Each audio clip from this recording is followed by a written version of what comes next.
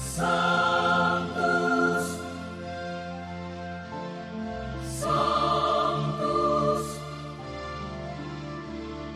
Sanctus Dominus Deus Sabaoth. Bapak, Ibu, dan saudara-saudariku yang terkasih dalam Tuhan kita Yesus Kristus, salam sejahtera untuk kita semua. Berkat Allah yang Maha Kuasa senantiasa menyertai kita. Marilah kita mendengarkan dan merenungkan bacaan-bacaan kitab suci hari Senin tanggal 8 Juli tahun 2024. Dalam nama Bapa dan Putra dan Roh Kudus. Amin. Bacaan pertama dari kitab Hosea bab 2 ayat 13 dilanjutkan dengan ayat 14b sampai 15 dan ayat 18 sampai 19. Sebab itu sesungguhnya aku akan membujuk dia dan membawa dia ke padang gurun, lalu berbicara memikat hatinya. Di sanalah dia akan merelakan diri seperti pada masa mudanya, seperti pada waktu dia berangkat keluar dari tanah Mesir. Pada hari itu, demikianlah firman Tuhan, engkau akan memanggil aku suamiku, dan tidak lagi memanggil aku Baalku. Aku akan memperistri engkau untuk selama-lamanya, dan aku akan memperistri engkau dalam kebenaran dan keadilan, dalam kasih setia dan rahmat. Aku akan menjadikan engkau istriku dalam kesetiaan, sehingga engkau akan mengenal Tuhan. Demikianlah sabda Tuhan. Syukur kepada Allah. Semoga Tuhan beserta kita sekarang dan selama-lamanya. Inilah Injil suci menurut Matius. Dimuliakanlah Tuhan. Injil Matius bab 9 ayat 18 sampai 26. Sementara Yesus berbicara demikian kepada mereka, datanglah seorang pemuka, lalu menyembah dia dan berkata, "Anak perempuanku baru saja meninggal, tetapi datanglah dan letakkanlah tanganmu atasnya, maka ia akan hidup." Lalu Yesus pun bangun dan mengikuti orang itu bersama murid-muridnya.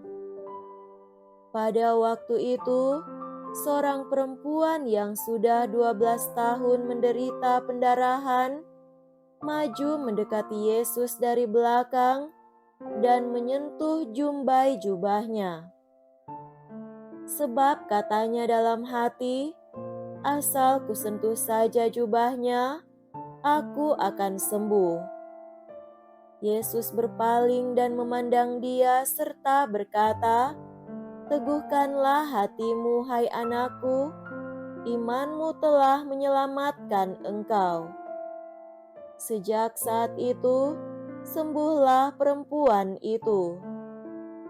Ketika Yesus tiba di rumah pemuka itu dan melihat peniup-peniup seruling dan orang banyak ribut, berkatalah ia, "Pergilah, karena anak ini tidak mati tetapi tidur."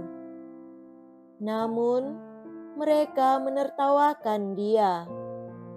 Setelah orang banyak itu disuruh keluar, Yesus masuk dan memegang tangan anak itu, lalu bangkitlah anak itu. Tersebarlah kabar tentang hal itu ke seluruh daerah itu. Demikianlah sabda Tuhan. Terpujilah Kristus. Saudara-saudariku yang terkasih dalam Tuhan kita Yesus Kristus, tema renungan kita pada hari ini adalah hidup itu suatu perubahan. Kita kerap mendengar ungkapan, hidup itu suatu perubahan. Benarlah, hidup terus saja mengalami perubahan. Tanpa perubahan, tak akan ada kemajuan. Namun harus dicatat bahwa tidak semua perubahan memberi hasil positif. Bisa jadi malah sebaliknya. Nah, gagasan demikian diketengahkan demi memaknai lebih lanjut sabda pengajaran Tuhan Yesus. Tetapi anggur yang baru disimpan orang dalam kantong yang baru pula, dan dengan demikian terpeliharalah kedua-duanya. Saudara terkasih, secara serta-merta, kali ini perubahan itu dipersempit dalam lingkup pertobatan. Ada kesenadaan ajakan atau seruan antara bacaan pertama dari Hosea dan Injil Matius ini.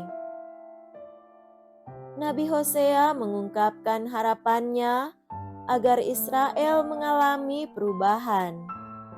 Firman Tuhan, "Engkau akan memanggil aku, suamiku, dan tidak lagi memanggil aku Baalku." Umat terpilih di bagian utara mengalami godaan berat. Mereka sedang mengalami kemerosotan hidup beriman. Israel mengikuti praktek ibadat dan kepercayaan kafir penyembahan berhala, maka kemudian diserukan untuk kembali ke paham monoteisme Israel secara ketat. Sedangkan Injil menyerukan totalitas hidup baru. Sang Pembaru, yakni Tuhan Yesus, adalah anggur baru yang mengandalkan, bahkan menuntut kantong kulit, yakni insan beriman yang secara total baru pula. Tidak setengah-setengah. Keseriusan dari pihak aku diminta dan mesti segera memberikannya. Beranikah aku mengubah diri, membaharui diri demi rahmat imanku pada Tuhan Yesus Kristus? Ingat, bukan demi sesuatu yang lain, bukan karena kita memiliki potensi yang cukup. Bukan itu, alasannya adalah hanya karena semua ini dikehendaki oleh Tuhan Allah sendiri. Hosea telah menegaskan, "Aku akan membujuk dia." Hosea telah menegaskan, "Aku akan membujuk Israel, membawa dia dan menenangkan hatinya." Semoga demikian. Amin. Dalam nama Bapa dan Putra dan Roh Kudus. Amin.